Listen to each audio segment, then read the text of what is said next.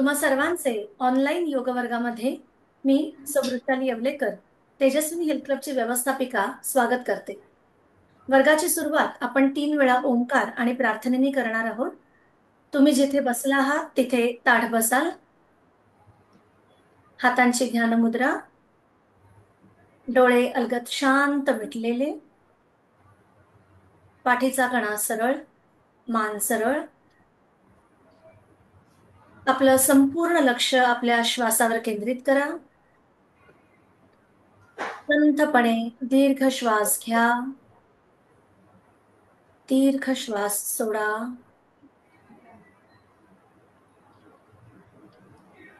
तीन वेळा ओंकार करणार आहोत एकत्रित. दीर्घ श्वास घेऊन सुरुवात करूया.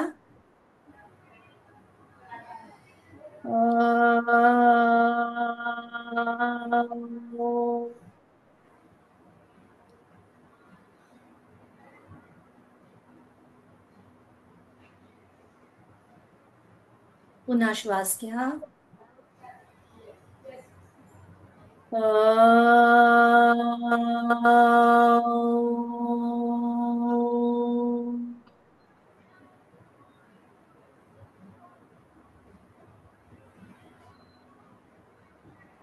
पुन्हा श्वास घ्या.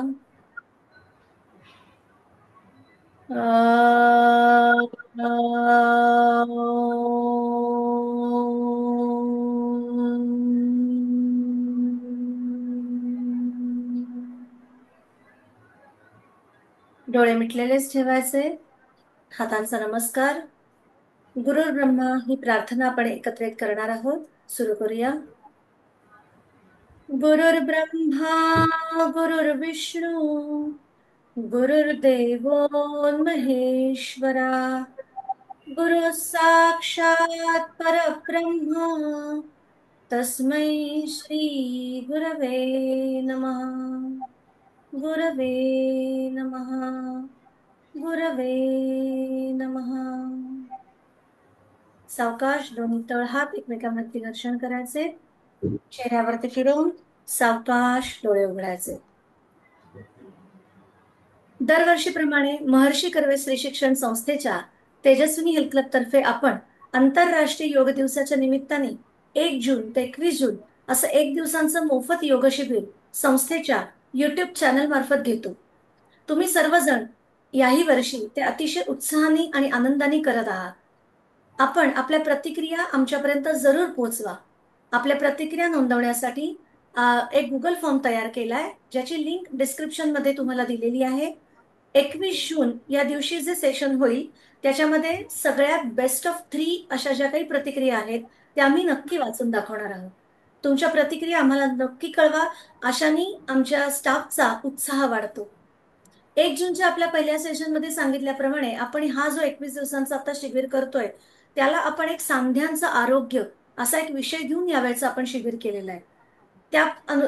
या विषयाला अनुसरून आपण त्याच्यामध्ये योगाच्या काही प्रक्रिया, योगासनं, श्वसनाचे प्रकार, प्राणायाम, ध्यान हे घेतच आहोत. आणि आजचं सेशन हे खास सगळ्यांच्या जिव्हाळ्याचं सेशन आहे आणि ते म्हणजे आहारावरती. सांध्यांचं आरोग्य या सिरीज मध्ये सांध्यांच्या आरोग्यासाठी आपल्याला आहारामध्ये काय बदल करणं अपेक्षित आहे, किंवा सांध्यांचं आपल्याला दुखणं हे का वाढतं, आपल्या शरीरामध्ये असा काय बदल होतो, किंवा आपल्याला आहारामध्ये आपण काय न्यूट्रिएंट्सची कमतरता होते त्यामुळे आपल्याला सांध्यांचं दुखणं सुरू होतं, या सगळ्या गोष्टी आज आपण जाणून घेणार आहोत. आज आपल्या बरोबर ही माहिती देण्यासाठी आहेत आपल्या तेजस्विनी हेल्थ क्लबच्याच आहार तज्ञ सौ सोनिया वाणी. आज ते आपल्याला मार्गदर्शन करणार आहेत. सोनिया, मी तुझं तेजस्विनीच्या या आपल्या 21 दिवसांच्या शिबिरामध्ये स्वागत करते. Good morning ma'am. Thank you ma'am. Yes, good morning. आपण आजच्या सेशनला सुरुवात करूया.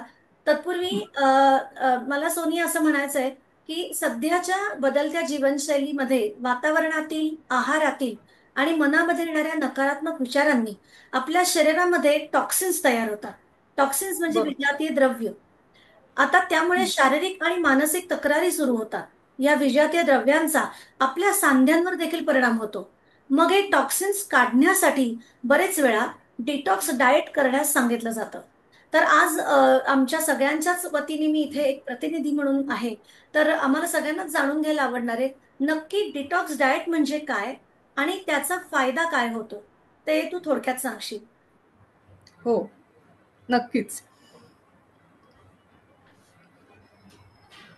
पीपीटी आपण स्टार्ट करूया. एकच मिनिट.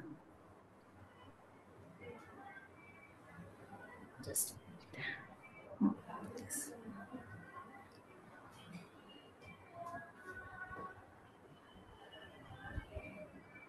येस, पीपीटी दिसतंय? Yes, it's visible. Yes. Detox diet बद्दल थोडक्यात सांगशील तू, म्हणजे नक्की काय? येस. Next slide.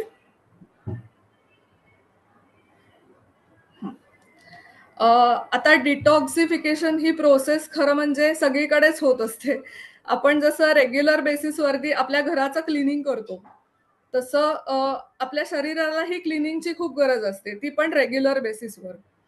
आता बऱ्याचदा असं होतं, की काही पदार्थ आपण जास्ती प्रमाणात खाल्ले, स्पेशली काही जंक फूड असेल किंवा काही असे पदार्थ असतील, की जे पचायला अवघड आहे. फॉर एक्झाम्पल नॉन-व्हेज वगैरे आहे.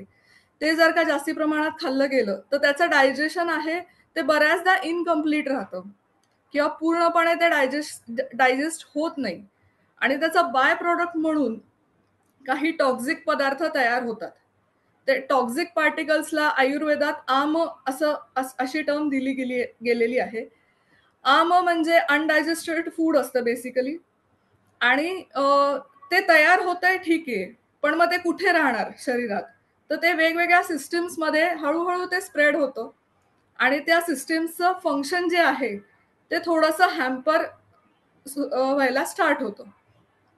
आता सुरुवातीचे फ्यू डेज असतील, की तुमचे टॉक्झिन्स म्हणजे आम तयार होतोय आणि ते समजा स्केलेटल सिस्टम आहे आपली. स्केलेटल सिस्टममध्ये मोस्टली जॉइंट्स आणि बोन्स हे इन्व्हॉल्व्ड असतात. कार्टिलेजेस, प्रोटीन म्हणजे शेजारचे त्याचे मसल्स वगैरे हे सगळं त्यात इन्क्लूड होतं.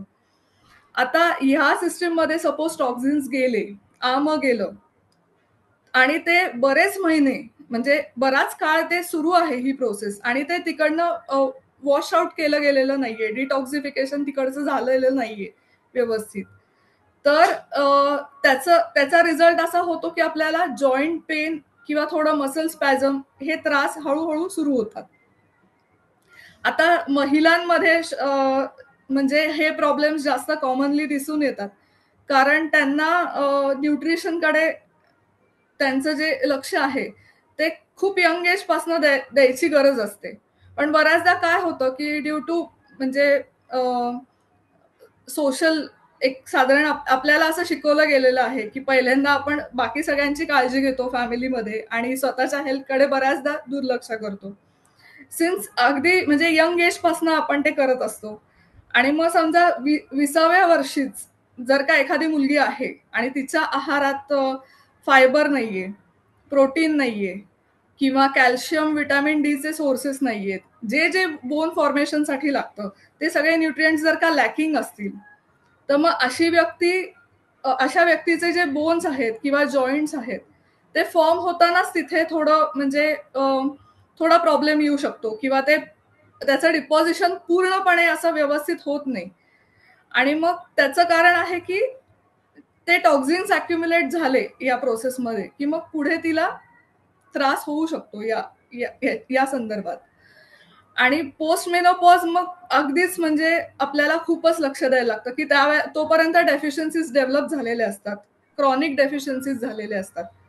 आणि त्यामुळे आपल्याला या गोष्टीची जास्ती केअरफुली काळजी घेणं अपेक्षित आहे.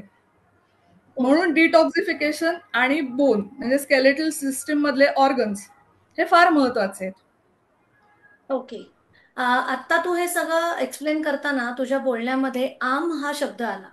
तर हं, बेसिकली ते शरीरामध्ये कशामुळे वाढतं आणि हं, किंवा मग तयार कसं होतं याबद्दल हं, थोडक्यात सांगशील? हं. Slide second.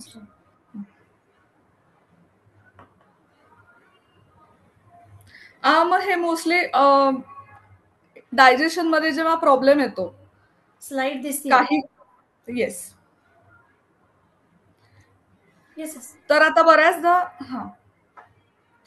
बऱ्याचदा असं होतं की आपण रॉ फूड्स जास्ती खातो आणि त्यातल्या त्यात जर का आपण स्पेसिफिकली बघितलं तर स्प्राउट्स म्हणजे जे कडधान्य असतात, बऱ्याचदा मी असं बघितलंय की जिमिंग करणारी लोक जी आहेत किंवा एक्सरसाइज करणारी जी लोक आहेत त्यांना एक डाएट फॉलो करायचं असतं आणि त्या डाएट मध्ये मोस्टली ते कच्चे कच्चे कडधान्य घेतात, विच इज नॉट राईट. कडधान्य ही मोस्टली व्यवस्थित कुक करूनच घेतली गेली पाहिजेत आणि जर का नाही व्यवस्थित कुक झालेलं असेल तर मग ते आपली सिस्टीम पूर्णपणे डायजेस्ट करू शकत नाही आणि त्यामुळे आम हे फॉर्म होतं. सेकंडली ब्लोटिंग किंवा गॅस फॉर्मेशन होईल असे काही पदार्थ असतात. फॉर एक्झाम्पल ग्लुटीन आहे. ग्लुटीन हे मोस्टली गव्हात असतं.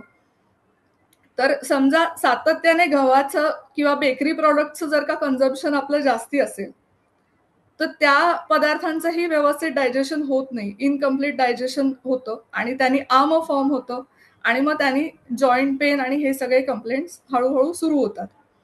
नंतर गॅस्ट्रिक इरिटेटिंग फूड्स म्हणजे यातलं क्लासिक एक्झाम्पल म्हणजे चायनीज फूड जे असतं ते, की त्यात जास्ती एक्स्ट्रा अमाऊंटमध्ये ऑइल असतं, गार्लिक असतं, गार्लिक जिंजर पेस्ट असते. तर या सगळ्या पदार्थांनी काय होतं की आपल्या सिस्टीममध्ये म्हणजे स्टमकमध्ये आपल्याला ते इरिटेटिंग होऊ शकतात हे पदार्थ. जास्ती सिक्रेशन्स त्यांनी आयदर सिक्रेशन्स खूप जास्ती वाढतात किंवा थोडे हॅम्पर होतात असं आपण म्हणू शकतो आणि त्या सिक्रेशन्समध्ये डिस्टर्बन्स आला की मग ते व्यवस्थित डायजेशन होत नाही किंवा डिलेड डायजेशन म्हणजे डायजेशनची प्रोसेस जास्ती आता 2 तासात होत असेल तर कदाचित वेळ लागू शकतो. तर त्यामुळे आम तयार होऊ शकतं. अनडायजेस्टेड फूड हे पार्शियली राहतंच अशा केसमध्ये. अजून एक कारण म्हणजे कॉन्टॅमिनेटेड फूड. म्हणजे आता ह्याचं क्लासिक उदाहरण द्यायचं झालं तर पाणीपुरी. पाणीपुरीमध्ये जे पाणी वापरलं जातं ते समजा चांगल्या सोर्स कडनं आलेलं नसेल तर मग त्याचा रिझल्ट असा होतो की त्या पाण्यामुळे भरपूर इन्फेक्शन्स आणि मुख्यतः डायजेस्टिव्ह पॉवर जी आहे ती आपली थोडी लो होते आणि त्यामुळे आम तयार होतो अनडायजेस्टेड फूडच्या फॉर्ममध्ये. आणि अजून एक आहे ते म्हणजे डिहायड्रेटेड फूड्स. आता ह्यातलं मेन एक्झाम्पल जे आपण बऱ्याचदा वापरतो ते म्हणजे मॅगी किंवा जे पॅक्ड फूड्स असतात, पॅक्ड सूप्स असतात, त्यामध्ये डिहायड्रेटेड व्हेजिटेबल्स ऍड केलेले असतात. तर ते जे डिहायड्रेटेड व्हेजिटेबल्स आहेत ते आपल्या सिस्टीमसाठी आणि डायजेशनसाठी फारसे चांगले नाहीयेत. त्याच्या इंटेकनी काय होतं की डायजेशनची प्रोसेस आहे ती परत हॅम्पर होते, सिक्रिशन्स हॅम्पर होतात आणि त्यामुळे आम तयार होतं. नंतर एक्सक्लुझिव्हली सोक्ड फूड्स. ह्याच्यात आपण एका पदार्थाचं उदाहरण घेऊ शकतो, पावभाजी. जे स्ट्रीट फूड आहे, बऱ्याच जणांचं आवडतं फूड आहे. पण पावभाजीची प्रोसेस कशी असते की आपण बॉईल करून व्हेजिटेबल्स ठेवतो आणि मग जास्त वेळ ते ठेवले गेले किंवा जास्त पाणी ऍड केलं गेलं वाईल बॉइलिंग तर त्याच्याने असं होतं की त्याचा डायजेशनवरती परिणाम होतो. जेव्हा तो पदार्थ तयार होतो पावभाजीचा आणि त्यात जास्ती मॉइश्चर कंटेंट असतं त्यावेळेला थोडं डायजेशन म्हणजे बऱ्याचदा it can lead to diarrhoea also at times. पण इथे डायजेशन थोडं हॅम्पर होतं या एक्स्ट्रा सोकिंग प्रोसेसने. तर ही कारणं आहेत. ओके.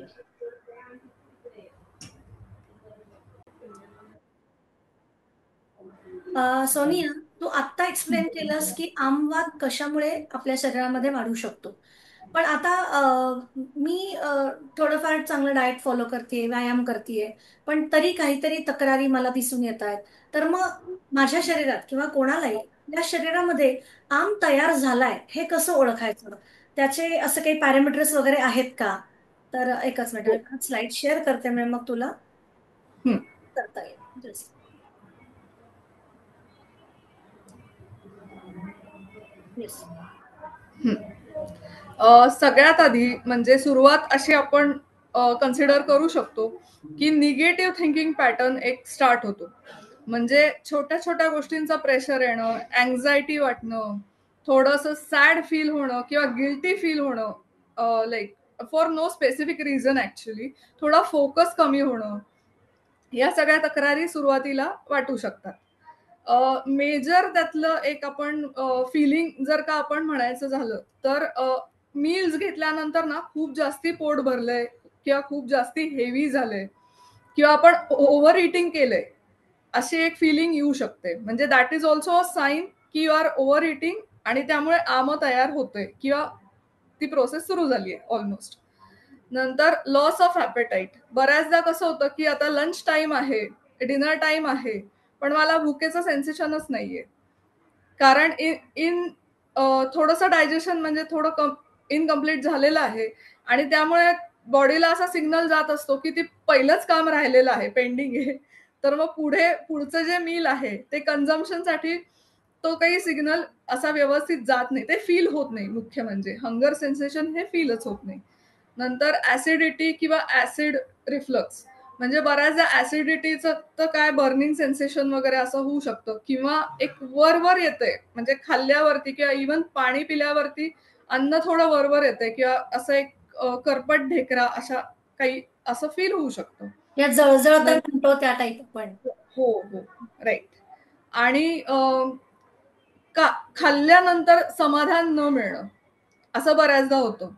म्हणजे काहीतरी खाल्लंय मी, पण मला ना खाल्ल्यासारखं काही फीलच होत नाहीये, काही समाधानच. काय छान, म्हणजे समजा छान पावभाजी आहे, पण मला ना छानच वाटलं नाही. म्हणजे जसं नेहमी वाटतं तसं मला आता फील होत नाहीये. That could be one of the symptom. आणि जर का हे जास्त दीर्घकाळ जर का आम फॉर्म होऊन डिटॉक्सिफिकेशनची गरज असेल बॉडीला, तर माइल्ड जॉईंट पेन हे होऊ शकतं आणि बॉडी एक हे होऊ शकतं. आता यात सुद्धा आपण असं म्हणू शकतो की समजा मला हाताला इथे दुखायला लागलं एक्सरसाइज करताना आणि इफ आय म्हणजे मी थोडंसं इग्नोर केलं, मी म्हणलं ठीक आहे, काही नाही, होईल बरं. तर असं होऊ शकतं की या इग्नोरन्समुळे कदाचित माझा दुसरा हातही दुखायला लागलाय आणि आता माझे दोन्ही हात दुखत आहेत, त्यामुळे माझं एक्सरसाइजचं जे शेड्यूल आहे ते हॅम्पर व्हायला लागलंय ऍट अ मेजर लेवल. तर these could be the symptoms. किंवा मला लवकर लेथार्जिक फील होतंय, मला लवकर कंटाळा येतोय, मला लेझी फील होतंय, काही करावं असं वाटत नाहीये. नंतर सगळ्यात महत्वाचं म्हणजे स्किन टेस्ट आपण कन्सिडर करू शकतो की पहिल्यांदा आपल्या फेसवरची जी स्किन आहे त्याच्यावरती किती पिंपल्स आहेत, किती ऍक्ने आहे, ती किती म्हणजे म्हणजे क्लिअर स्किन राहत नाही, थोडी डिहायड्रेटेड दिसून येते. So these could be the science and symptoms की मला डिटॉक्सिफिकेशनची गरज आहे. ओके. म्हणजे आम माझ्या शरीरामध्ये वाढलाय की आहे, हो हे मला या सगळ्या सिम्पटम्स मधनं कळून येऊ हो. शकतं. येस. बरं, आता हा आम जाण्यासाठी म्हणजे आपण जे टॉक्सिन्स म्हणतोय ते आपल्या शरीरातनं बाहेर काढण्यासाठी आपण असा आहारामध्ये असा काय बदल केला पाहिजे? म्हणजे आता आपलं हे जे 21 दिवसांचं योग शिबिर चालू आहे, ज्याच्यामध्ये आपण काही प्राणायाम सुद्धा घेतोय आणि त्यातला एक शुद्धिक्रियेचा भाग येतो म्हणजे कपालभाती. तर राईट. कपालभातीमध्ये स्पेसिफिकली आपण श्वसनाच्या वाटे आपल्याला जे काही टॉक्सिन्स आहेत ते बाहेर काढण्याचा प्रयत्न करतो. सो ते क्लिन्झिंगसाठी खूप छान कपालभाती शुद्धिक्रिया आहे. तसं जो आम तयार आहे तो आहारातनं आपल्याला कसा काय डिटॉक्स करता येईल, तर त्याबद्दल थोडं सांगतेस? सगळ्यात आधी आपल्याला फायबर ऍड करायचे आपल्या आहारात. Next slide. पुढची. हेच आहे स्लाइड बहुतेक. ठीक आहे, you just continue with it. Fibre add करायचे. मग फायबर कुठून येईल, तर ते नॅचरल फूड्स मधनं येतं. Like there is no shortcut to it, की आपण ते कसंही म्हणजे तयार नाही करू शकत. It has to be natural clearly. तर मग त्याच्यात आपण रॉ व्हेजिटेबल्स म्हणजे सॅलेड्स घेऊ शकतो, व्हेजिटेबल्सचा इंटेक थोडा वाढवू शकतो, फ्रुट्स घेऊ शकतो instead of having a juice. म्हणजे माझा आता वर्कआउट शेड्यूल खूप छान आहे आणि आता मला पोस्ट वर्कआउट काहीतरी घ्यायचंय एनर्जीसाठी. So you can have a smoothie ना instead of a fruit juice किंवा अ रेडीमेड फ्रूट ज्यूस किंवा energy drink. It's always better to opt for a smoothie which could be a combination of a vegetable and a fruit आणि which is rich in fibre. Okay. पण मला असं वाटतं हा जो काही डिटॉक्सचा pattern किंवा डाएट आहे, ते आपण जसं नेहमीच म्हणतो व्यक्ती तेवढ्या प्रकृती, त्याप्रमाणे प्रत्येक व्यक्तीचा हा नक्कीच वेगवेगळा व्हेरी असणार आहे. पण डेफिनेटली. आता डिटॉक्स डाएट बद्दल आपण नक्कीच नंतर चर्चा करू. पण आता डिटॉक्स डाएट समजा मी सुरू केलं, मी चांगलं फॉलो केलं, तर आफ्टर डिटॉक्स माझ्यामध्ये काय बदल मला छान चांगले जाणवू शकतात, ते एकदा सांगशील? येस. सो जसं आपण आधी डिस्कस केलं होतं की निगेटिव्ह थिंकिंग पॅटर्न जो सेट झालेला आहे आपला वाढल्यामुळे, सो सगळ्यात आधी तर आपलं थिंकिंग पॅटर्न निगेटिव्हचा पॉझिटिव्हिटीकडे शिफ्ट होतो आणि आपल्याला पहिल्यापेक्षा जास्ती ऍक्टिव्ह वाटायला लागतं, कॉन्फिडंट वाटायला लागतं. म्हणजे कालपर्यंत समजा मला वाटत नसेल की मी वर्कआउट केलं पाहिजे किंवा मी एक्सरसाइज केला पाहिजे आणि मी वॉक केला पाहिजे. I will start doing something in towards that direction. That could be one of the positive sign, म्हणजे improvement sign after the detox therapy, dietary therapy. नंतर बेटर फोकस आहे, म्हणजे आपल्या सगळ्या टास्क वेळेत कम्प्लीट व्हायला लागतात, ज्याला आधी प्रॉब्लेम येत असेल प्रॉब्ली. नंतर आपण सगळ्यात आधी डिस्कस केलं होतं की फिलिंग येत नाही, हंगर फिलिंग येत नाही, भूकच लागल्यासारखं वाटत नाहीये. झाला लंच टाइम पण आपण असंच म्हणजे ते रुटीन म्हणून खातोय, तर वी फील हंग्री. एस्पेशली इथे तुम्ही नोटीस करू शकता की पोस्ट वर्कआउट तुम्हाला हंगर सेन्सेशन हे जास्ती चांगलं प्रॉमिनंटली जाणवू शकतं. नंतर तुष्टी. तुष्टी म्हणजे इटिंग सॅटिस्फॅक्शन. आता तुष्टीचं एक म्हणजे एक्सप्लेन करायचं झालं तर बऱ्याचदा असं होतं की आपण कुठेतरी समारंभाला गेलोय, बाहेर लंच वगैरे आपलं बाहेर झालंय किंवा दिवसभर आपलं बाहेरचं फूड आपण घेतलं गेलेलं आहे. पण डिनरला मग अशा वेळेला आपण डिनरला असं प्लॅन करतो की ठीक आहे, मला आता साधी खिचडीच हवी आहे, मुगाच्या डाळीची खिचडी. मॅक्झिमम लोक ते ऑप्शन घेतात आणि ते घ्यायचं कारण असं आहे की आपल्याला त्यांनी एक सॅटिस्फॅक्शन मिळतं, एक तुष्टी, एक फिलिंग ऑफ सॅटिस्फॅक्शन मिळतं की हो, गरम गरम खिचडी खाल्ली, सेमी सॉलिड कन्सिस्टन्सीची खिचडी खाल्ली की मला खूप छान वाटणार आहे. आणि एक पोट भरल्याचं फिलिंग पण येतं त्यांनी. हलकी असते ती पचायला, मुख्य मुगाच्या डाळीची खिचडी आपण म्हणतो. त्यामुळे त्यांनी सुद्धा म्हणजे डायजेस्टिव्ह पॉवर सुद्धा आपली जर का कमी झालेली असेल तर ते सूट होतं, म्हणजे तो जो पदार्थ आहे तो डायजेशन साठी योग्य राहतो अशा वेळेला. तर ते आहे.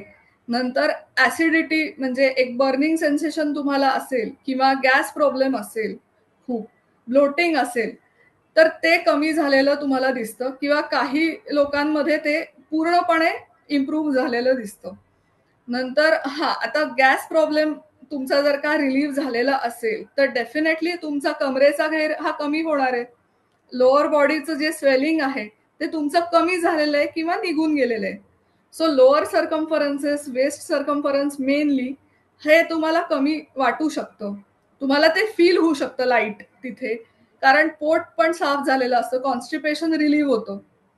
सो म्हणजे बॉवेल मोमेंट ही इम्प्रूव्ह झालेली असते पोस्ट डिटॉक्स फेज. त्यामुळे तुम्हाला ते एक जाणवू शकतं. सेकंडली जॉईंट पेन, जे पहिल्यांदा सुरुवातीला होत होतं किंवा मला कमी स्ट्रेंथ आहे एक्सरसाइजसाठी, हे जे स्टार्ट झालं, हे जे कंप्लेंट स्टार्ट झाले होते ते रिलीव्ह होतात हळूहळू किंवा कमी होतात. म्हणजे त्याचा एक पर्सेंटेज जे आहे ते आता मला 50% बरं वाटतंय असं आपल्याला वाटू शकतं. नंतर स्किन जी आहे ती अतिशय क्लिअर, हेल्दी आणि हायड्रेटेड अशी दिसू शकते. हेअरचं सुद्धा टेक्स्चर एक चांगलं वाटू शकतं आपल्याला. नंतर पफिनेस जो असतो फेसवरती, म्हणजे बऱ्याचदा कसं होतं, टॉक्झिन सगळे साठले, आमचं प्रमाण वाढलं की एक चेहऱ्यावर एक असा पफिनेस येतो. बऱ्याचदा रात्रीची झोप झाली की सकाळी उठल्या उठल्या आपण जेव्हा आरशात बघतो तेव्हा ते आपल्याला नोटीस होऊ शकतं. तर तिथे आपल्याला इम्प्रूव्हमेंट दिसू शकते, कमी दिसू शकतं किंवा पफिनेस तो पूर्णपणे गेलेला दिसू शकतो, ती फेज तुमची कंप्लीट झालेली असली की. नंतर लोअर बॉडी स्वेलिंग तर आपण ऍज डिस्कस केलेलं आहे की ते कमी असतं, म्हणजे एस्पेशली थाईज, महिलांमध्ये थाईजला स्वेलिंग वाटू शकतं बऱ्याचदा डिटॉक्सिफिकेशनची गरज असेल तेव्हा. आणि पोस्ट दॅट फेज म्हणजे ती थेरपी एकदा कम्प्लीट झाली की ते थाईजचं जे स्वेलिंग आहे ते जातं आणि ती व्यक्ती मग जास्ती चांगल्या पद्धतीने एक्सरसाइज करू शकते, वर्कआउट करू शकते. ओके. ह्या सगळ्यातनं आता एक मला अजून एक थोडीशी मेडिकल टर्म मोस्टली सगळ्यांच्या तोंडी असते की मला ऑस्टिओआर्थरायटिस किंवा ऑस्टिओपोरोसिस हे डिटेक्ट झालंय. तर ह्याचं रिलेशन आपण बेसिकली हे सांध्यांचं दुखणं म्हणजे आपण बोन रिलेटेड ह्या गोष्टी आहेत. तर ऍक्च्युली ऑस्टिओआर्थरायटिस किंवा ऑस्टिओपोरोसिस हे महिलांमध्ये त्याचं जास्त प्रमाण दिसून येतं. हो, तर नक्कीच. त्याची काय कारण असू शकतात? आता आपण साधारण कन्सिडर केलं पाहिजे की ह्याची जी सुरुवात आहे ऑस्टिओआर्थरायटिस किंवा ऑस्टिओपोरोसिस ही साधारण विशीतच खरं म्हणजे तुम्हाला म्हणजे विशीतल्या तुमच्या इग्नोरन्समुळे सुरू झालेली असते. खरं असं आपण कन्सिडर करू शकतो. एक टर्म आहे ऑस्टिओपेनिया नावाची, जी ऑस्टिओपोरोसिसच्या आधी जे आपल्याला दिसून येतं. ते साधारण एक 20 to 30 एज ग्रुपच्या महिलांमध्ये बघू शकतो आपण, की जिथे त्यांचा प्रोटीन इंटेक मुख्य म्हणजे हॅम्पर झालेला असतो. बऱ्याचदा कॅल्शियम इंटेक हॅम्पर झालेला असतो. इतर जे न्यूट्रिएंट्स लागतात बोन फॉर्मेशनसाठी, की म्हणजे मॅग्नेशियम आहे, फॉस्फरस आहे, पोटॅशियम आहे, हे या सगळ्या न्यूट्रिएंट्सची कमतरता आहारामध्ये असते बऱ्याचदा. त्यामुळे ऑस्टिओपेनिया ही जी कंडिशन आहे त्याचं ऑनसेट सुरू होतं, थोडी डेफिशियन्सी चालू होते आणि मग पुढे गेल्यावर ह्याच महिलांना पोस्ट मेनोपॉज किंवा मेनोपॉजची जी फेज आहे ती पार केल्यानंतर त्यांना at the age of say 40 between 40 to 50 त्यांना ऑस्टिओआर्थरायटिस किंवा ऑस्टिओपोरोसिस सारखे डिसऑर्डर्स सुरू होऊ शकतात. यामध्ये मेनली काय होतं की बोन डेन्सिटी जी आहे ती कमी झालेली असते, हाडं ठिसूळ झालेली असतात आणि हाडं ठिसूळ झाली की अल्टिमेटली म्हणजे काय होणार की फ्रॅक्चर व्हायची रिस्क वाढलेली असते. ती इन जनरल पोस्ट मेनोपॉज एक 10% जास्तीच असते. पण आता या अशा केसेसमध्ये असं होतं की it it goes up to 50%. आणि मग अशा वेळेला जर का आपण ठरवलं की म्हणजे की ट्रीटमेंट घ्यायची आहे ह्याच्यावर, कॅल्शियम रिच काहीतरी आहारात तुम्ही चालू करायलाच लागतं. म्हणजे आहार चेंजेस होतातच, पण सप्लिमेंट सुद्धा अशा वेळेला तुम्हाला रेकमेंड केले जातात फॉर इन्स्टंट रिकव्हरी. पण ती रिकव्हरी सुद्धा अप टू द मार्क अशी होईल का नाही याबद्दल शंका असते त्यावेळेला. म्हणजे it depends on individual to individual, की तुमचं म्हणजे तुमची लाईफस्टाईल जर का हेल्दी असेल, तुमचं एक्सरसाइज असेल लाईफस्टाईलमध्ये इन्क्लुडेड, तर मग ठीक आहे, तुमचं चांगली रिकव्हरी पॉसिबल आहे यातनं. पण जर का एक्सरसाइज नाहीये, मूव्हमेंट खूप रिस्ट्रिक्टेड आहे कंप्लेंट्समुळे, जॉईंट पेनमुळे, या सगळ्यामुळे, तर मग ऑब्व्हियसली तुम्हाला बोन डेन्सिटी वाढवण्यासाठी फार काही म्हणजे स्कोपच नाहीये. आणि म्हणून मग ते जॉईंट पेन आहे, स्टिफनेस आहे, नंतर रेंज ऑफ मोशन कमी होते. म्हणजे आता हात हा असा मला मूव्ह करता येतोय पूर्ण सर्कलमध्ये, तर आता तो बऱ्याच वेळेला तो मागच्या साईडला जाऊ शकत नाही. ऑस्टिओआर्थरायटिस असेल, ऑस्टिओपोरोसिसमध्ये प्रॉब्लेम्स येऊ शकतात किंवा वाईस वर्सा, म्हणजे मग पुढच्या साईडला तो जास्ती बेंड करत नाही. असे हे तुम्हाला नीजमध्ये किंवा हिप्सच्या मुवमेंट्समध्ये पण जाणवू शकतं की मोशन रेंज जी आहे मोशनची ती कमी झालेली आहे. त्यामुळे जी मुवमेंट्स आहेत तुमच्या जॉईंट्सच्या त्या रिस्ट्रिक्टेड होतात. बऱ्याचदा क्रॅकलिंग साऊंड त्यातनं म्हणजे ही एक कंप्लेंट असते. म्हणजे हाडं कडकड वाजणे असं आपण म्हणतो. काहीही करताना, छोट्या छोट्या ऍक्टिव्हिटीज, बसताना, उठताना समजा असं होत असेल, तर क्लिअरली तुम्हाला यासाठी ट्रीटमेंट घ्यायची गरज आहे आणि तुम्ही ही गोष्ट इग्नोर नाही केली पाहिजे. मसल विकनेस तुम्हाला जाणवू शकतो. त्यामुळे वर्कआउट करताना तुम्हाला लाईटच्या पुढे म्हणजे मॉडरेट हेवीकडे नाही, पण ऍटलिस्ट मॉडरेटकडे तरी आपण सस्टेन झालो पाहिजे. बऱ्याचदा ते मॉडरेटकडे नाही शिफ्ट करत, मसल वीक असतील तर. पहिल्यांदा ते रिप्लेनिश करायला लागतात स्टोअर्स आपल्याला. तर ते आहे. तर अशा वेळेला विटॅमिन डी आणि कॅल्शियमची डेफिशियन्सी हे तुमच्या रिपोर्ट्समध्ये क्लिअरली दिसून येतं. आणि मग तुम्हाला आहारात कॅल्शियम आहे, विटॅमिन डी आहे, प्रोटीन आहे, हे सगळं तुम्हाला इन्क्लूड करणं मस्ट असतं अशा वेळेला. विटॅमिन डी साठी आपण असं म्हणू शकतो की सनलाईट तर आहे, सनलाईट एक्सपोजर इज मस्ट. पण एक 10% जर का विटॅमिन डी म्हणजे आहारातनं मिळवायचं म्हटलं तर ते आपण काही सोर्सेस मधनं मिळवू शकतो. बट अगेन कसं होतं ना की आपल्या डेली रुटीनचा तो भाग पाहिजे. असं नाही करू शकत आपण की एक थोडे दिवस घेतलं, नंतर ते डिस्कंटिन्यू केलं आणि आता माझ्या डाएटमध्ये परत सोर्सेस कमी आहेत. तर तसं नाही चालत. It has to be a continuous practice. Okay okay. पण मी आता आता आपल्या माझ्या पुढच्या ऍक्च्युली प्रश्नाचं उत्तरही झालं की हे होऊच नाही म्हणून आपण आहारात काय बदल केले पाहिजेत, तर ते तू आता थोडक्यात सांगितलंच. तर सांध्यांच्या तुकड्यामध्ये आता कॅल्शियम सोर्स किंवा D6 अशा या ज्या दोन कन्सेप्ट तू सांगितल्यास, आता युजली असं बघितलं जातं की थोडंफार मसल पेन होत आहे किंवा जॉईंट पेन होत आहे, तर खूप वेळा सर्वसाधारणपणे आपण असं म्हणतो कॅल्शियमच्या गोळ्या सुरू करूया आता, कारण आता 35+ झालंय, आता थोडंफार हे होणारच आहे. तर आपण तर कॅल्शियम ऍड्स घेतलं असतात. पाहिजे. एक्झॅक्ट. ऍड्स सुद्धा खूप इन्फ्लुअन्स करतात. खूप अट्रॅक्टिव्ह अशा ऍड्स पण त्याच्या असतात की प्रत्येक स्त्रीनी हे घेतलंच पाहिजे वगैरे वगैरे. तर ते कितपत ऑथेंटिक आहे, किंवा कॅल्शियमच्या गोळ्यांचं साधारण ऑब्विसली आपल्याला प्रिस्क्राईब केल्याशिवाय घेणं हा विषय तर नक्की तू क्लिअर करशील, आणि त्या हो. गोळ्यांचा काही बाकी विपरीत परिणाम होतो का, तर ते थोडस सांगशील. येस. सो ह्या 3 फॅक्टर आहेत. सगळ्यात आधी म्हणजे कॅल्शियम सप्लिमेंट जर का आपण सुरू केली कॅल्शियमसाठी, तर इट डझंट एन्श्युअर की तुमचं कॅल्शियम ऍब्सॉर्प्शन हे बेस्टच होणार आहे. बिकॉज कॅल्शियम ऍब्सॉर्प्शनसाठी विटॅमिन सी लागतं.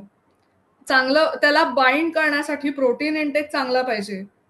या 2 गोष्टी जर का तुमच्या आहारात नसतील किंवा कमी असतील, तर मग त्या कॅल्शियम सप्लिमेंटचा काही उपयोग नाही. म्हणजे ते तसंही वेस्ट होईल. This is one factor. Second thing is the duration. तुम्ही सप्लिमेंट 1 महिना घेतलं, 2 महिना म्हणजे कंटिन्यू केलं, ठीक आहे. मॅक्स 1 वर्षभर घेतलं. पण मग एका वर्षानंतर कधीतरी तुम्हाला असं वाटेल की अरे म्हणजे गोळ्या कधीतरी त्या स्टॉप होतातच. आणि मग आहाराकडे म्हणजे सहसा वळलं जातं. मग अशा वेळेला तुम्ही सुरुवातीपासूनच जर का आहाराकडे लक्ष दिलं आणि आहारामध्ये ते समाविष्ट केलं, तर तुम्हाला ड्युरेशनचा हा प्रॉब्लेम राहणार नाही. की म्हणजे कंटिन्युअसली तुमच्या आहारात हे कॅल्शियम आहेच आहे, म्हणजे आपण इन्क्लूड केलेलंच आहे. So there is no possibility of having deficiency later on. म्हणजे हे रेग्युलर प्रॅक्टिस चालू पाहिजे. आणि थर्ड फॅक्टर इज की टॉक्झिसिटी.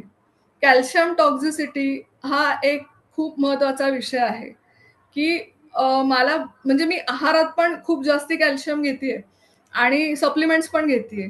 मग अशा वेळेला काय होणार की त्यांनी जास्ती कॅल्शियममुळे टॉक्झिक इफेक्ट होतो त्याचा. त्यांनी माइल्ड जर का आपण सिम्पटम्स कन्सिडर केले तर नॉशिया, वॉमिटिंग असे साधे सिम्पटम्स आहेत.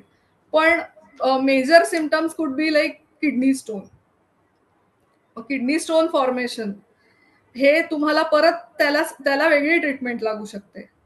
सो त्याचं प्रिकॉशन आपण आधीच घेऊ शकतो की इन्स्टेड ऑफ हॅव्हिंग सप्लिमेंट्स आपण प्लांट सोर्सेस मधनं, म्हणजे ग्रीन लिफी व्हेजिटेबल्स आहेत किंवा नट्स अँड ऑइल सीड्स आहेत. आता जसं तुम्ही स्लाइडवर बघू शकता की त्याच्यात टोफू, योगर्ट, म्हणजे दही, आपलं रेग्युलर दही, प्लेन कर्ड सुद्धा चालू शकतं. काउज मिल्क आहे. हे सगळे नॅचरल सोर्सेस आपण घेऊ शकतो. आणि त्याने आपल्याला नुसतं कॅल्शियम नाही, तर बोन फॉर्मेशनसाठी जे इतर न्यूट्रिएंट्स लागतात, म्हणजे त्याला मॅग्नेशियम सुद्धा लागतं, विटॅमिन B6 लागतं, पोटॅशियम लागतं. मोस्ट इम्पॉर्टंटली पोटॅशियम हे एन्श्युअर करतं की आता आपला ढाचा तयार आहे, आपलं बोन फॉर्म झालेलं आहे आणि त्यातनं परत आणखीन लॉसेस नाही झाले पाहिजेत कॅल्शियमचे. ह्याचं जे गेट किपिंगचं जे काम आहे ते पोटॅशियम करतं. आणि हे सुद्धा अजून एक मिथ आहे की फक्त कॅल्शियम घेतलं की झालं. नाही, तुम्ही कॅल्शियम सप्लिमेंट्स घेत असाल, पण मग कॅल्शियम आणि फॉस्फरसचा एक स्पेसिफिक रेशो असतो जो आपल्या शरीराने ठरवलेला आहे, जो आपल्या बोनसाठी लागतो. सो फॉस्फरस सुद्धा इक्वली म्हणजे इम्पॉर्टंट आहे, किंवा मॅग्नेशियम पण इम्पॉर्टंट आहे, प्रोटीनही इम्पॉर्टंट आहे. या सगळ्याचं चांगलं ऍब्सॉर्प्शन व्हावं यासाठी विटॅमिन सी पण इम्पॉर्टंट आहे. तर जेव्हा आपण समजा पालेभाजी आता आपण कन्सिडर केली हा सोर्स, तर त्यामध्ये तुम्हाला हे सगळे न्यूट्रिएंट्स मिळून जातील एक्सेप्ट फॉर प्रोटीन. प्रोटीनसाठी आपण त्या रेसिपीमध्ये डाळ ऍड करू शकतो. आणि मग हे डेली पोळी भाजी तर आपल्याला डेली बेसिसवर असतेच आपल्या आहारात. तर भाज्यांमध्येच आपण असे चेंजेस केले, मॉडिफिकेशन्स केले, व्यवस्थित चूज केल्या भाज्या की ज्या कॅल्शियम रिच आहेत, तर मग त्याने आपल्याला लॉंग टर्म फायदा हा आहेच. ओके.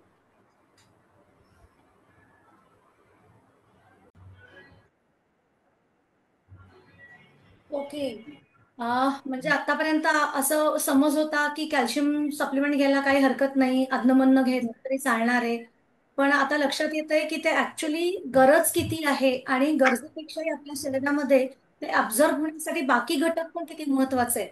त्यामुळे राईट. डेफिनेटली या सेशनतून मी नक्की सगळ्यांना सांगेन की तुम्हाला जेव्हा काही सिमटम्स दिसतील तेव्हा पहिल्यांदा नक्की डॉक्टरांना कन्सल्ट करा आणि जर त्यांनी राईट. प्रिस्क्राईब तर कॅल्शियम घ्या. Otherwise to be very honest, डॉक्टरांकडे जायच्या आधीही आपण आपल्या शरीरामध्ये आम कसा वाढणार नाही, जे आता आपण आपल्याला सोनियाने सांगितलं त्याचा प्रयत्न करू, किंवा आपल्या आहारामध्ये आत्ता सांगितल्याप्रमाणे आपण बदल करू आणि त्यामुळे आपल्याला कॅल्शियम सप्लिमेंट्स घ्यावेच लागणार नाहीत असं आपण नक्की त्याचा प्रयत्न ठेवूया. पण सोनिया, आता मला असं विचारायचं आहे की आतापर्यंत आपण हे आता सगळं पाहिलं की शरीरामध्ये आम वाढतो, त्यामुळे थोड्याशा गोष्टी बदलतात, सांधेदुखी सुरू होते, खूप वेगवेगळे सिमटम्स आपण पाहिले. त्याच्यानंतर अ, त्याच्यासाठी म्हणून आपण उपचार म्हणून काय करू शकतो, तर आपण आपल्या शरीरातले टॉक्सिन्स बाहेर काढण्याचा, जे आम तयार झालाय तो बाहेर काढण्यासाठी आहारातून काय करायला पाहिजे तेही सांगितलंस. आणि राईट. स्त्रियांमध्ये याचं प्रमाण जास्त असल्यामुळे, कारण मला असं वाटतं की स्त्रिया थोड्या स्वतःच्या हेल्थसाठी थोड्या निग्लिजंट असतात, की सगळ्यात शेवटची प्रायोरिटी ही स्त्री स्वतःला देते. आधी सगळ्या कुटुंबाचा विचार करते आणि बरोबर. तिच्या स्वतःच्या फिटनेस आणि आहाराचा विचार करते. त्यामुळे स्त्रियांमध्ये ते ऑस्टिओआर्थरायटिस आणि ऑस्टिओपोरोसिसचं प्रमाण जास्त बघितलं जातं. आता तेही बरोबर. होऊ नये म्हणून डिटॉक्स डाएट ही एक कन्सेप्ट आहे. तर डिटॉक्स डाएट सुद्धा त्याला पण काहीतरी ड्युरेशन असायला पाहिजे. तर ते किती दिवस करायचं आणि बेसिकली डिटॉक्स डाएट मध्ये आपण कशाचा समावेश केलेला आहे तेही तू थोडक्यात सांगशील? मी स्लाइड परत शेअर करते जस्ट. डिटॉक्स डाएट मध्ये मेनली जसं आपण आधी डिस्कस केलं होतं की आपण नॅचरल फूड्सला जास्ती प्रायोरिटी देतो. त्यामुळे आपल्या आहारात आपण थोडे सॅलेड्स आहेत, थोडे नॅचरल पद्धतीने म्हणजे विदाउट कॉर्नफ्लॉवर किंवा काही कृत्रिम काही न ऍड करता जे सूप्स आपण घरी बनवलेले जे आहेत ते आपण त्यात ऍड करू शकतो. स्मूदीज आहेत किंवा जनरल एक फ्रूट प्लेट तुम्ही ऍड करू शकता डिटॉक्स डाएट मध्ये. तर नॅचरल फूड्स कडे जास्ती आपण भर देतो, त्याला जास्ती प्रायोरिटी देतो. नंतर सेकंडरी इम्पॉर्टंट जे न्यूट्रिएंट आहेत दॅट इज प्रोटीन. तर प्रोटीन आपल्याला मिळवायचे म्हणजे there is no other option to it किंवा वी कॅनॉट अवॉइड इट. पण ते सिलेक्ट करताना सुद्धा प्लांट बेस्ड प्रोटीन हे जास्तीत जास्त सिलेक्ट केलं गेलं पाहिजे डिटॉक्स फेज मध्ये. सो प्लांट प्रोटीन मध्ये मेनली काय येतं, लेंटिल्स येतात, स्प्राउट्स येतात, वेगवेगळ्या पद्धतीच्या डाळी येतात. जसं आपल्याकडे ट्रॅडिशनल पद्धती आहे की आपण मिक्स डाळींच्या रेसिपीज करतो. म्हणजे अगदी भाजणीपासनं ते मिक्स डाळ म्हणजे मिक्स डाळीचं एखादं प्रिपरेशन असेल, आमटी असेल समजा, तर ते आपण सगळं ऍड करू शकतो त्यामध्ये. दॅन प्लांट प्रोटीनचं अगदी समजा तुम्हाला अवॉइड करू शकत नसाल तुम्ही तरी सुद्धा त्याचं कमीत कमी प्रमाण ठेवलं गेलं पाहिजे.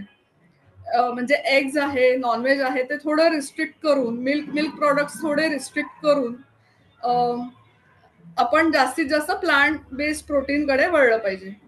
नंतर ओमेगा 3 रिच फूड्स. आता ओमेगा 3 म्हणजे हे हेल्दी फॅट आहे असं आपण म्हणू शकतो. सो त्याचे सोर्सेस आहेत की की म्हणजे वॉलनट आहे, आल्मंड आहे, फ्लॅक्सीड आहे, चिया सीड्स आहेत, किंवा जनरली आता आपल्याकडे सीड्सचं जे अवेअरनेस आलेलं आहे की पंपकिन सीड्स आहेत, सनफ्लॉवर सीड्स आहेत. सीड थेरपी अशाचसाठी देतात की त्यात हेल्दी फॅट्स असतात प्रायमरीली. सेकंडली काही मायक्रोन्यूट्रियंट्स, काही मिनरल्स आहेत, काही विटॅमिन्स आहेत जे कमी प्रमाणात लागतात पण लागतात. तर ते त्यामध्ये इन्क्लुडेड असतात. आता काय घ्यायचं नाही, तर मेनली जास्ती एक्सेसिव्ह सॉल्ट असलेले चिप्स आहेत समजा, जे पॅकेटमधनं येतं बेसिकली, की जे आपण घरी बनवत नाही आणि जे इझिली आपल्याला ते अवेलेबल होतं किंवा आपण ते स्टॉक करून ठेवतो ॲट टाइम्स. तर ते सगळे फूड्स अवॉइड केले पाहिजेत. नंतर बेकरी प्रॉडक्ट्स मेनली इथे खास करून अवॉइड केले गेले पाहिजेत, असं मला इथे हायलाइट करायचंय. कारण बेकरीचा प्रॉब्लेम असा असतो ना, की माझं ॲपेटाईट आहे, मी 2 बिस्किटं खाऊ शकते. मला 2 बिस्किटं पुरणार आहेत. पण मला ते खूप आवडते. ते टेस्ट वाईज खूप छान लागते आणि मला खूप भूक लागली.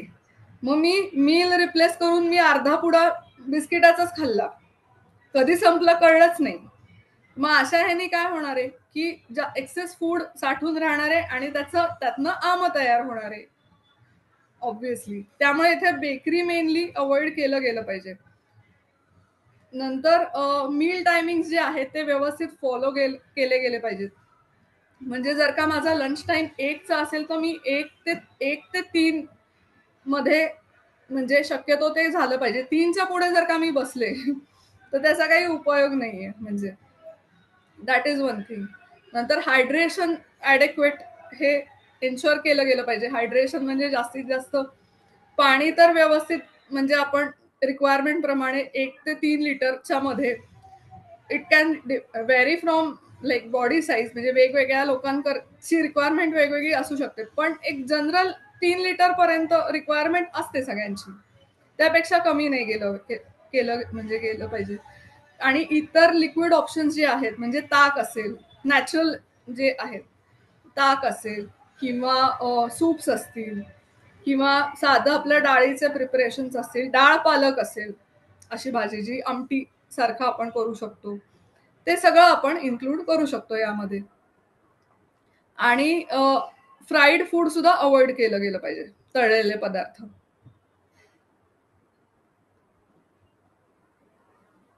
पण म्हणजे मला आता असं दिसतंय की डिटॉक्स साठी आपल्याला खूपच गोष्टींमध्ये अवेअरनेसची खरंच खूप गरज आहे. कारण राईट. डिटॉक्सिफिकेशन झाल्यानंतरचे जे परिणाम तू सांगितलं ते शरीरात होणारे पॉझिटिव्ह, ते बघता खरं डिटॉक्स डाएट करणं खरंच आवश्यक आहे. आणि राईट. आता आपल्याला लक्षात आलं की डिटॉक्स डाएटमध्ये आपण कशा कशाचं इन्व्हॉल्वमेंट केलेली आहे.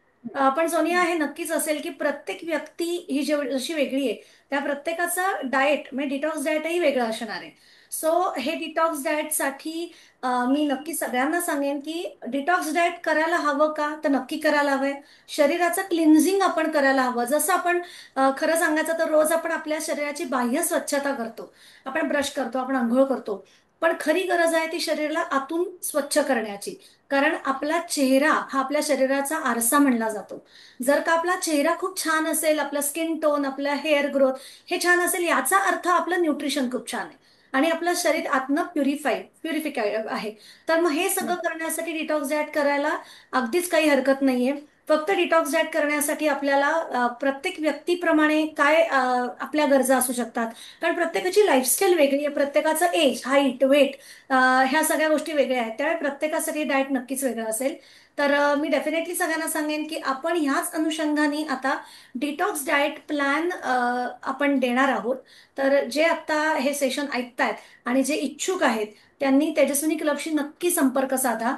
आता हे डाएट प्लॅन आहे ते व्यक्तीप्रमाणे वेगळं असणार आहे. माझ्या डायटिशियन आहेत, त्या प्रॉपर सायंटिफिकली डिझाईन तुमची लाईफस्टाईल, तुमचं साधारण रुटीन काय आहे, तुमचे लाईक्स डिसलाईक्स काय आहेत, हे सगळं समजून घेऊन, तुम्हाला कुठल्या काही अलर्जीज आहेत का, हे सगळं समजून घेऊन तुम्हाला चांगला तुमच्याप्रमाणे डाएट प्लॅन करून देतील. आता हे नक्कीच आहे की सेशन जरी आपलं हे 21 दिवसांचं मोफत असलं, तरी हा जो काही डिटॉक्स डाएट प्लॅन आपण देणार आहोत तो मात्र पेड असेल, अत्यल्प दरामध्ये असेल. असा खूप त्याच्यासाठी आपण चार्जेस घेणार नाही आहोत.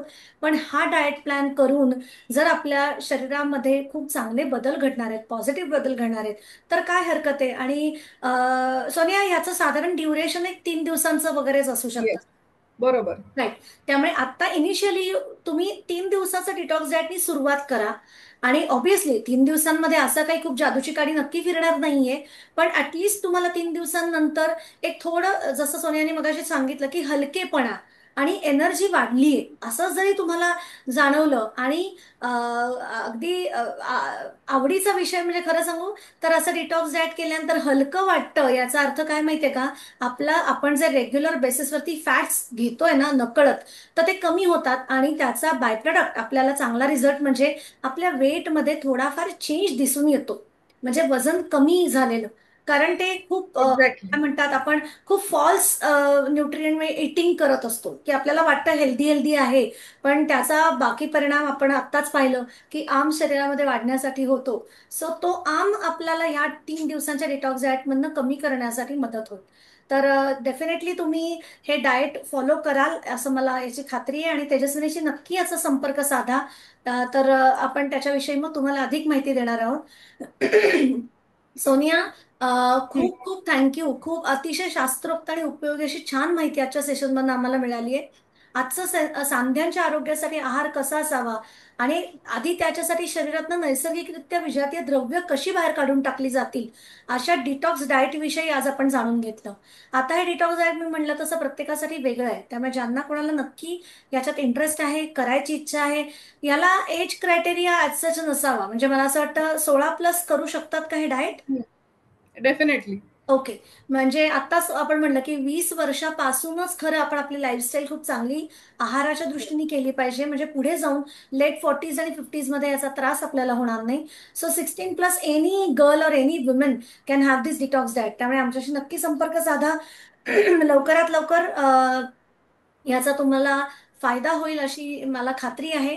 आणि डिटॉक्स डाएट केल्यानंतर आपल्या शरीरावर आणि मनावर होणारा सकारात्मक बदल अनुभवण्यासाठी आणि पुन्हा एकदा उत्साहाने अभ्यास आणि काम करण्यासाठी डिटॉक्स डाएट एकदा नक्की करा.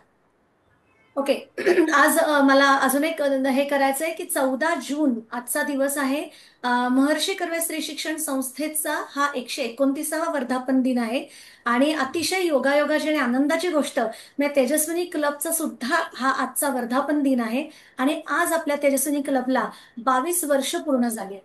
नक्कीच ही 22 वर्ष ही संस्थेच्या सहकार्याने आणि क्लबमध्ये येणाऱ्या मेंबर्सच्या सपोर्ट शिवाय शक्य नाहीयेत. अ, अ, आमची टीमही तितक्याच उत्साहाने आणि डेडिकेटेडली इथे काम करते. महर्षी कर्वे संस्थेचा हा फक्त स्त्रियांसाठी असलेला कर्वेनगर मधला एक मोठा हेल्थ क्लब आहे. तिथे काय फॅसिलिटीज चालतात ते मी आधीच सांगितलंय. आपल्याकडचा सगळा स्टाफ हा प्रशिक्षित आणि अनुभवी आहे. प्रत्येक येणाऱ्या महिलेचं साधारण एक आपण म्हणतो ना हेल्थ असेसमेंट इथे फ्री केली जाते.